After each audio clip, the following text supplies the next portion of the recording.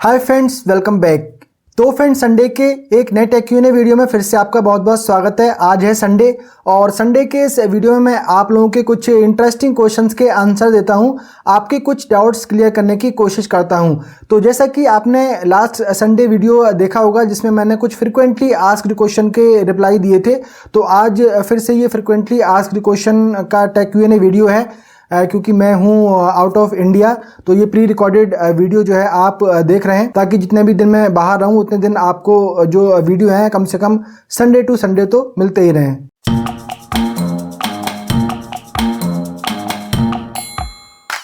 तो पहला क्वेश्चन यहाँ पर लेते हैं, जो कि काफ़ी ज़्यादा पूछा जाता है कि LED टीवी के साथ स्टेबलाइज़र लगाना चाहिए या नहीं। देखिए, सभी TV built in SMP power supply के साथ आते हैं। जनरली LED टीवी के साथ स्टेबलाइज़र लगाना ज़रूरी नहीं है, क्योंकि जो बिल्ट इन पावर सप्लाई उसमें दी गई होती है वो 110 वोल्टेज से लेकर 240 वोल्टेज तक वर्क करती है। अगर 110 वोल्टेज से कम वोल्टेज आते हैं या 240 वोल्टेज से ज़्यादा वोल्टेज आते हैं तो वो टीवी की पावर सप्लाई वर्क नहीं करती है, वो कट ऑफ वहाँ पर कर देती है। लेकिन कई बार देखा गया है कि हाई वोल्टेज फ्लक्चुएशन की वजह से LED टीवी ख़राब हो गए हैं। तो अगर आप किसी ऐसे एरिया में रहते हैं जहाँ पर बार बार लाइट आती रहती है, जाती रहती है, या फिर वोल्टेज फ्लक्चुएशन ज़्यादा होता है, आपके घर के आसपास में कोई बड़ी इंडस्ट्री है, जब वो उनकी मशीनें ऑन होती हैं तो एकदम से वोल्टेज में फ्लक्चुएशन आता है, तो अगर ऐसे एरिया में आप रह रहे हैं जहाँ पे बार बार वोल्टेज फ्लक्चुएशन हो रहा है, कभी लो वोल्टेज फ्लक्चुएशन या फिर हाई वोल्टेज फ्लक्चुएशन, तो उस केसेस में आपको ज़रूर अपने LED टीवी के साथ में स्टेबलाइज़र लगाना चाहिए।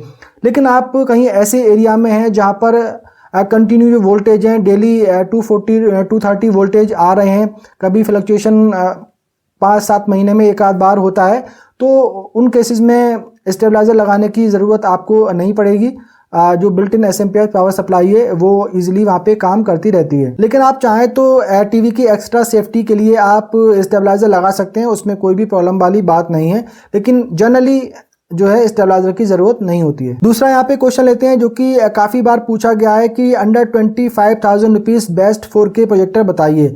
देखिए, अंडर 25,000 रुपीज़ आपको 4K प्रोजेक्टर तो नहीं मिलेगा। फुल HD प्रोजेक्टर डेफिनेटली आपको काफ़ी बढ़िया मिल जाएंगे, जिनका नेटिव रेजोल्यूशन फुल HD होगा, लेकिन वो 4K सपोर्ट करते हैं, यानी कि उन प्रोजेक्टर के HDMI पोर्ट के थ्रू 4K आउटपुट मिल जाता है। अगर आप मी बॉक्स 4K कनेक्ट करते हैं प्रोजेक्टर के साथ में, या फिर Fire TV stick 4K connect करते हैं, तो वहाँ पर आपको 4K में उसका आउटपुट मिल जाएगा। तो आजकल बहुत सारे ऐसे प्रोजेक्टर आ गए हैं जो कि 4K सपोर्ट करते हैं। तो इस टाइम 25,000 रुपीज़ के रेंज में सबसे बेस्ट प्रोजेक्टर है Zetco लेजेंड प्रोजेक्टर, जो कि काफ़ी बढ़िया प्रोजेक्टर है। उसकी बिल्ड क्वालिटी, लुक्स, डिज़ाइन भी काफ़ी अच्छा है, देखने में काफ़ी अट्रैक्टिव और काफ़ी प्रीमियम प्रोजेक्टर लगता है, और ब्राइटनेस भी उसमें काफ़ी ज़्यादा दी गई है। फीचर्स भी काफ़ी बढ़िया उसमें दिए गए हैं, HDR का सपोर्ट मिल जाता है, 4K का सपोर्ट उसमें दिया गया है। तो Zetco लेजेंड प्रोजेक्टर आप परचेज कर सकते हैं। आई थिंक 26,000 रुपीज़ उसका प्राइस रहता है, लेकिन सेल के टाइम पे कूपन डिस्काउंट वहाँ पे मिल जाता है। बैंक डिस्काउंट लगाकर आप करीब 20 से लेकर 22,000 रुपये की रेंज में ये प्रोजेक्टर परचेज कर सकते हैं। नेक्स्ट एक क्वेश्चन लेते हैं, जो कि काफ़ी बार पूछा गया है कि LED टीवी में ब्लैक पैचेस का इशू आ रहा है या फिर क्लाउड से नज़र आ रहे हैं। देखिए, इस तरीके का इशू आजकल काफ़ी ज़्यादा टीवी में देखने को मिल रहा है। जिस तरीके से बैकलाइट ब्लीडिंग का इशू काफ़ी टीवी में देखने को मिल रहा है, सेम आजकल ब्लैक पैचेस का इशू भी बहुत ही ज़्यादा आ रहा है। कुछ टीवी में, ये न्यू टीवी आप परचेज करते हैं उसमें ये प्रॉब्लम देखने को मिल रही है, और कुछ टीवी में 2-3 महीने जब टीवी चल जाता है तो उसमें ये प्रॉब्लम देखने को मिलती है। तो देखिए, ये जो पैनल में कंपोनेंट्स लगाए गए हैं, जो रिफ्लेक्टर शीट लगाई गई हैं, जो डिफ्यूज़र शीट लगाई गई हैं, वो क्वालिटी उनकी लो है। उस लो क्वालिटी की वजह से वो ब्लैक पैचेस का इशू वहाँ पर दिखता है। उनकी प्रॉपर फिटिंग नहीं है, उस वजह से भी ये दिख सकता है। तो कई सारे इसके रीज़न होते हैं। अगर लो क्वालिटी के रिफ्लेक्टर शीट उसमें लगाई गई हैं तो वो हीट होने की वजह से जगह जगह से बैंड हो जाती हैं। तो जिस जिस जगह से वो बैंड होती है, तो वहाँ से जो लाइट पास जब हो रही होती है, तो वो बैंड होने की वजह से प्रॉपर लाइट पास नहीं होती है, और वहाँ पे फिर हमें स्क्रीन पे थोड़ा सा ब्लैक ब्लैक सा वहाँ पे नज़र आता है। तो इसका देखिए कोई सोल्यूशन नहीं है। इसका सोल्यूशन ब्रांड के पास ही है। वो अच्छी क्वालिटी के कंपोनेंट्स यूज़ करें, अच्छी क्वालिटी की रिफ्लेक्टर शीट लगाएं। लेकिन आजकल देखने को यही मिल रहा है कि ये जो पैनल वगैरह हैं, सारे 90% पैनल तो चाइना में ही बनते हैं, और आजकल सस्ते टीवी देने की जो है होड़ मची हुई है, और उस होड़ के चक्कर में जो है क्वालिटी बहुत ही ज़्यादा डाउन हो चुकी है। बजट कैटेगरी के ब्रांड की तो बात छोड़ ही दें, आजकल प्रीमियम ब्रांड की टीवी में भी ये इशू देखने को मिल रहा है। तो अगर आपकी टीवी में ये इशू आता है, न्यू टीवी है, आपका वारंटी में है, तो आप उसकी वारंटी क्लेम करें, उसका पैनल रिप्लेस करने के लिए बोलें। लेकिन पैनल रिप्लेस करने के बाद भी कोई गारंटी नहीं है कि वो इशू दूर होगा या नहीं होगा, क्योंकि एक चीज़ और भी है कि जब एक न्यू टीवी आप परचेस करते हैं उसमें जो कंपोनेंट्स लगे हुए होते हैं और जो बाद में रिप्लेस किए जाते हैं, तो रिप्लेस किए गए जो पार्ट्स होते हैं या फिर पैनल है, उनकी क्वालिटी और ज़्यादा डाउन होती है। तो कुछ भी इसमें नहीं किया जा सकता, ब्रांड को ही ये चीज़ देखनी है कि इस चीज़ को वो दूर करें तो बेटर है। लेकिन अगर देखेंगे तो 4-5 साल पहले इस तरीके का किसी भी टीवी में इशू देखने को नहीं मिलता था, ना बैकलाइट बीडिंग का इशू आता था, ना ब्लैक पैचेस का इशू आता था, लेकिन आजकल ही ये ज़्यादा प्रॉब्लम देखने को मिल रही है। नेक्स्ट क्वेश्चन बार बार पूछा जा रहा है कि स्ट्रीम व्यू डोर टीवी जो लॉन्च किया है माइक्रोमैक्स ने, तो इसका रिचार्ज हम नहीं कराते हैं, इसका जो सब्सक्रिप्शन है तो वो रिन्यू नहीं कराते हैं, तो फिर क्या होगा। देखिए यहाँ पर जो ये माइक्रोमैक्स ने डोर टीवी लॉन्च किए हैं, तो ये सब्सक्रिप्शन बेस्ड टीवी हैं। अगर आप सब्सक्रिप्शन इसका पे करते रहेंगे तो ये टीवी चलता रहेगा, अदरवाइज जब आप इसका सब्सक्रिप्शन पे नहीं करेंगे तो टीवी की जो स्क्रीन है वो बिल्कुल ब्लैक हो जाएगी, ब्लैंक हो जाएगी, वहाँ पर आपको कुछ भी नज़र नहीं आएगा, कुछ भी आप यूज़ नहीं कर पाएंगे। तो ये उस टाइप का टीवी है। तो मेरी तो समझ में ये बिल्कुल टीवी नहीं आया है। अगर आप इस टीवी को परचेज़ करने का सोच रहे हैं तो सोच समझ कर ही करें, क्योंकि ये टीवी सस्ता भी नहीं है। 10,799 रुपये आपको पे करना है 43 इंच टीवी के लिए, और 799 हर महीने आपको पे करना है 1 साल तक, तो ये भी 19-20 हज़ार रुपये हो जाते हैं। तो इतने प्राइस में तो आप 43 इंच का टीवी परचेज़ कर सकते हैं किसी भी ब्रांड का, और अपनी मर्ज़ी के मालिक आप उसमें होंगे, चाहे आप उसमें सेट टॉप बॉक्स चलाएँ, चाहे OTT कंटेंट आप उसमें चलाएँ, चाहे उसमें HDMI पोर्ट के थ्रू कुछ कनेक्ट करें, तो वो लेना आई थिंक बेटर रहेगा। नेक्स्ट यहाँ पे क्वेश्चन काफ़ी बार पूछा गया है कि LED टीवी में वाइट स्पॉट नज़र आ रहे हैं, तो वो किस रीज़न से आते हैं, उसका क्या सोल्यूशन है। देखिए LED टीवी में जगह जगह वाइट स्पॉट से नज़र आ रहे हैं, राउंड सर्किल से आपको नज़र आ रहे हैं। तो LED टीवी के अंदर जो बैकलाइट लगी हुई होती है, तो बैकलाइट स्ट्रिप लगी हुई होती हैं, उन स्ट्रिप के ऊपर छोटे छोटे SMD बल्ब होते हैं, और उन बल्ब के ऊपर छोटे छोटे ग्लास के रिफ्लेक्टर लगे हुए होते हैं, जो कि उस SMD LED बल्ब की लाइट को रिफ्लेक्ट करके पूरे पैनल के अंदर वो उसको स्प्रेड करते हैं, ताकि वो पूरे पैनल में जो लाइट है वो एक सी आए और स्क्रीन पे आपको उसके थ्रू पिक्चर देखने को मिले। तो कुछ टाइम बाद क्या होता है कि वो जो रिफ्लेक्टर लगे हुए होते हैं उनकी छोटी छोटी लैग होती हैं, बहुत ही छोटी सी आई थिंक 1 mm की लैग होती हैं, और वो SMD LED बल्ब के ऊपर इस तरीके से उनको चिपकाया जाता है। तो कुछ टाइम बाद चिपके हुए भी नहीं होते हैं, उनमें छोटे छोटे रबड़ के होल बने रहते हैं उस स्ट्रिप के अंदर, और उनमें वो रिफ्लेक्टर लगे हुए रहते हैं। तो कुछ टाइम बाद जब टीवी चलता है तो हीट जनरेट होती है, तो उसकी वजह से उसकी प्लास्टिक ख़राब हो जाती है या वो रबड़ उसकी ख़राब हो जाती है, तो अपनी जगह वो छोड़ देते हैं और वो रिफ्लेक्टर गिर जाते हैं। तो डायरेक्ट जो SMD बल्ब होता है उसकी लाइट की फोकस हमें स्क्रीन पे वाइट स्पॉट में नज़र आती है राउंड सर्किल में। LED की जो स्ट्रिप उसके अंदर लगी हुई हैं उनको अगर रिप्लेस कर दिया जाए तो ये प्रॉब्लम दूर हो जाती है, और अगर आप रिप्लेस करेंगे उसकी कॉस्टिंग थोड़ी सी ज़्यादा आती है, लेकिन DIY रिपेयर उससे आप कर सकते हैं घर पे ही। मैंने अपने LED टीवी 32 इंच का टीवी था, उसमें सेम प्रॉब्लम थी, सारे रिफ्लेक्टर गिर गए थे, उसमें करीब 18 रिफ्लेक्टर लगे हुए थे। तो मैंने जो फेविक्विक आता है, एल्फी आती है, उससे ईजिली इनको चिपका दिया था और उसके बाद में वो प्रॉब्लम दूर हो गई थी। तो आप भी जो है उससे चिपका के उन्हें ठीक कर सकते हैं। तो अगर कभी ऐसा होता है तो मेरा वीडियो वो देख सकते हैं, उसका लिंक ऊपर आई बटन में मिल जाएगा। नेक्स्ट क्वेश्चन यहाँ पर लेते हैं जो कि बार बार पूछा गया है कि अगर हम प्रोजेक्टर परचेज करते हैं तो प्रोजेक्टर के साथ क्या प्रोजेक्टर स्क्रीन लेना ज़रूरी है या वाइट वॉल पे ही देख सकते हैं।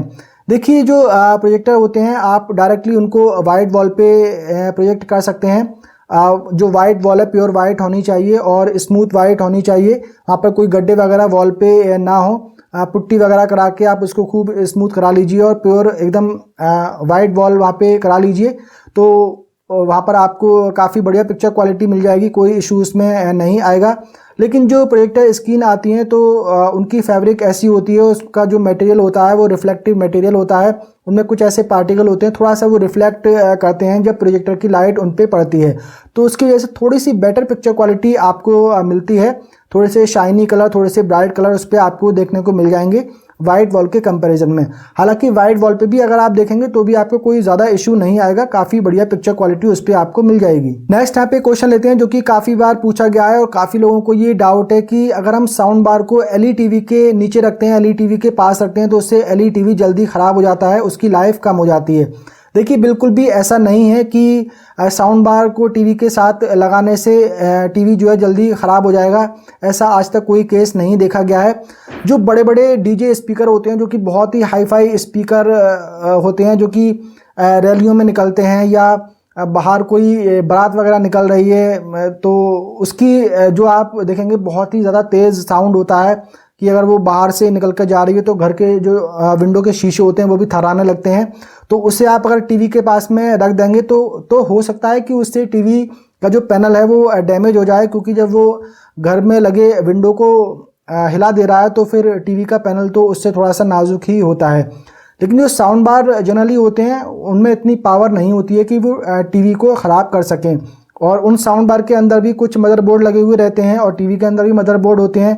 एक पैनल ही सेंसिटिव है थोड़ा सा, तो वो हाई फाई डीजे से तो मुझे लगता है कि ख़राब हो जाएगा। हालांकि मैंने कभी सुना तो ऐसा नहीं है, लेकिन उसकी पावर देख के लगता है कि वही वो ख़राब कर सकता है। लेकिन साउंड बार से कभी टीवी ख़राब नहीं होगा। और साउंड बार को डिज़ाइन ही इस तरीके से किया गया है कि आप टीवी के सामने उसको रख सकें और फ्रंट फायरिंग साउंड जो है वो आपको वहाँ पर सुनाई दे पाए। नेक्स्ट एक क्वेश्चन लेते हैं जो कि काफ़ी बार पूछा गया है कि hard panel versus flexible panel.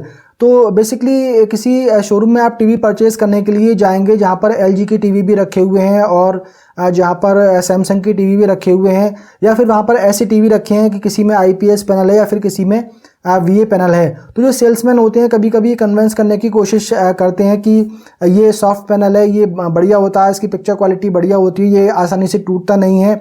और जो हार्ड पैनल है तो वो हार्ड पैनल जल्दी ख़राब हो जाते हैं, जल्दी टूट जाते हैं। तो जो हार्ड पैनल है बेसिकली आईपीएस पैनल को हार्ड पैनल बोला जाता है। आईपीएस पैनल थोड़ा सा हार्ड होता है कंपेयर टू वीए पैनल। तो वीए पैनल को आप थोड़ा सा दबा के देखेंगे तो अंदर की साइड में वो दबता है, और जो आईपीएस पैनल होता है वो ज़्यादा वो नहीं दबता, वो भी है लेकिन उतना ज़्यादा वो अंदर नहीं दबेगा। तो हार्ड पैनल और फ्लेक्सिबल पैनल, जो फ्लेक्सिबल पैनल वीए पैनल होता है और हार्ड पैनल आईपीएस पैनल होता है, यही फ़र्क होता है। हालांकि वो ख़राब नहीं होंगे या डैमेज नहीं होंगे, तो उनसे कोई रिलेशन नहीं है। दोनों ही पैनल ख़राब हो सकते हैं और दोनों ही पैनल पर कुछ हिट किया जाए तो वो टूट सकते हैं। नेक्स्ट यहाँ पे क्वेश्चन लेते हैं जो कि काफ़ी बार पूछा गया है कि असेंबल्ड एलईडी टीवी लेना चाहिए या नहीं लेना चाहिए। इन पे 1 ईयर की वारंटी भी दी जा रही है, या फिर इम्पोर्टेड सोनी टीवी लेना चाहिए या नहीं लेना चाहिए। क्या इम्पोर्टेड सोनी टीवी की वारंटी हमें इंडिया में मिलेगी? देखिए असेंबल्ड एलईडी टीवी मुझे नहीं लगता कि परचेज़ करना चाहिए। हालांकि बहुत ही कम प्राइस में वो मिल तो जाते हैं, लेकिन उनकी क्वालिटी अच्छी नहीं होती है। ना उनमें उतनी अच्छी पिक्चर क्वालिटी मिलती है, ना उनमें कोई ऐसे फीचर मिल पाते हैं। और उनमें जो मदरबोर्ड और पावर सप्लाई लगी हुई होती है, बहुत ही छोटे छोटे मदरबोर्ड और छोटी छोटी पावर सप्लाई उनमें लगी हुई होती है, बहुत ही जल्दी वो ख़राब हो जाती है। तो बिल्कुल भी आप उसमें अपने पैसे वेस्ट ना करें। और कुछ सेलर 6 मंथ की वारंटी या फिर 12 मंथ की वारंटी ऐसे टीवी पे देते हैं, लेकिन जब वारंटी देने का टाइम आता है तो वो तरह तरह के बहाने बनाते हैं कि आज टेक्नीशियन नहीं है, कि आज ये पार्ट्स नहीं है, कि आज हमारी शॉप बंद है, कि आज हम शादी में गए हुए हैं। कई तरीके के बहाने वो बनाते हैं। मैं कई सारे ऐसे सेलर को जानता हूँ, कई ऐसे लोगों को जानता हूँ जिन्होंने ऐसी टीवी परचेज़ किए हैं और बहुत ही जल्दी वो ख़राब हुए हैं। दूसरा जो इम्पोर्टेड सोनी टीवी है, तो ये भी सोनी के फेक टीवी होते हैं। ये इनके बॉक्स में पैक चाइना से ये आते हैं, सिर्फ उस पर एलईडी टीवी लिखा हुआ होता है। और ये दिल्ली में करोल बाग में आते हैं, चांदनी चौक मार्केट में आते हैं, और वहाँ पे सोनी का लोगो इन पे चिपकाया जाता है। और जो उनका सॉफ्टवेयर होता है टीवी के अंदर, उस सॉफ्टवेयर में भी सोनी डाला जाता है, जबकि जब टीवी ऑन करते हैं तो उसमें सोनी लिखा हुआ आता है, लेकिन एक्चुअल में वो सोनी टीवी नहीं होते हैं। उनका जो बॉक्स है, बॉक्स को भी आप ध्यान से देखेंगे तो सोनी का जो लोगो लगा हुआ है उसका फॉन्ट आप देखेंगे, उसमें चमक आप देखेंगे वो अलग होगी, और बाकी उस पर जो प्रिंट किया हुआ रहेगा एलईडी टीवी या 4K टीवी या जो भी उस पर लिखा होगा, उसकी जो प्रिंटिंग की क्वालिटी होगी वो अलग होगी, वो बिल्कुल आप अलग ही पहचान लेंगे उसको। तो वो इम्पोर्टेड सोनी टीवी कह के बेचा जाता है, और जब वो फेक टीवी है तो उसकी वारंटी तो आपको डेफिनेटली इंडिया में नहीं मिलने वाली है। इंडिया में क्या कहीं पर भी उसकी वारंटी नहीं मिलेगी, क्योंकि वो सोनी की टीवी नहीं है। नेक्स्ट क्वेश्चन बार बार पूछा जाता है कि एलजी के टीवी में कम रैम और कम रोम क्यों दी जाती है। देखिए एलजी का जो वेब ओएस ऑपरेटिंग सिस्टम है, तो ये काफ़ी लाइट ऑपरेटिंग सिस्टम है, ये बहुत ज़्यादा स्पेस ऑक्युपाइड नहीं करता है, और इसकी जो ऐप्स होती हैं वो भी बहुत कम एमबी में होती हैं, बहुत ज़्यादा स्पेस ऑक्युपाइड वो नहीं करती हैं। और जो सॉफ्टवेयर अपडेट आते हैं LG के टीवी में या ऐप्स के अपडेट आते हैं तो वो भी बहुत कुछ केवी में आते हैं या 1 MB 2 MB इस तरीके से अपडेट आते हैं। आप 5-6 साल भी LG का टीवी यूज़ करेंगे और ढेर सारी ऐप LG के कंटेंट स्टोर पे अवेलेबल है, सारी ऐप भी आप डाउनलोड कर लेंगे, तब भी जो स्पेस है वहाँ पे ख़त्म नहीं होता है। जो इंटरनल स्टोरेज दिया गया होता है वो काफ़ी बच जाता है और टीवी कभी हैंग भी नहीं करता है, कभी उसमें स्लो का इशू नहीं आएगा, कभी हैंग होने का इशू नहीं आएगा। लेकिन एंड्रॉयड टीवी जो होते हैं तो वो एंड्रॉयड का सॉफ्टवेयर ही काफ़ी ज़्यादा स्पेस ऑक्यूपाइड करता है, तो उसमें ज़्यादा रैम की ज़रूरत पड़ती है और ज़्यादा रोम की ज़रूरत पड़ती है। उसमें जो अपडेट आते हैं वो भी 400 MB 500 MB 1 GB तक के उसमें अपडेट आते हैं, तो उस वजह से उनमें ज़्यादा एंड्रॉयड टीवी में इंटरनल स्टोरेज मिलता है और रैम ज़्यादा मिलती है। LG की टीवी में इतनी ज़रूरत नहीं होती है, सैमसंग के टीवी में भी इतनी ज़रूरत नहीं होती है। सैमसंग का टीवी और LG का टीवी ये दोनों ही लाइनक्स बेस्ड ऑपरेटिंग सिस्टम है, तो इन्होंने अपनी अपनी डिफरेंट कोडिंग करके डिफरेंट इंटरफेस बनाया हुआ है, तो इसीलिए LG की टीवी में कम रोम और कम रैम की ज़रूरत पड़ती है। अब मेरे पास जो LG का टीवी है 55 इंच का 2018 से मैं उसे यूज़ कर रहा हूँ और उसमें 4 GB इंटरनल स्टोरेज दिया गया था। अभी भी उसमें 500 MB का स्टोरेज बचा हुआ है, जबकि काफ़ी सारी ऐप मैंने डाउनलोड करी हुई हैं, कितनी ही बार उसमें अपडेट आए हैं, तो इसीलिए LG की टीवी में ज़्यादा रोम और ज़्यादा रैम की ज़रूरत नहीं पड़ती है। तो फ्रेंड्स, आज की ये फ्रिक्वेंटली आस्क्ड क्वेश्चन का सिलसिला यहीं पर ख़त्म करते हैं। उम्मीद करता हूँ ये वीडियो आप लोगों को इन्फॉर्मेटिव लगा होगा। वीडियो अगर पसंद आया हो तो वीडियो को कर दीजिए लाइक एंड शेयर। अगर आपने पहली बार हमारे चैनल पर विजिट किया है, चैनल को कर लीजिए सब्सक्राइब, बेल आइकन को भी कर दीजिए प्रेस। मिलते हैं किसी अगले वीडियो में, तब तक के लिए बाय बाय।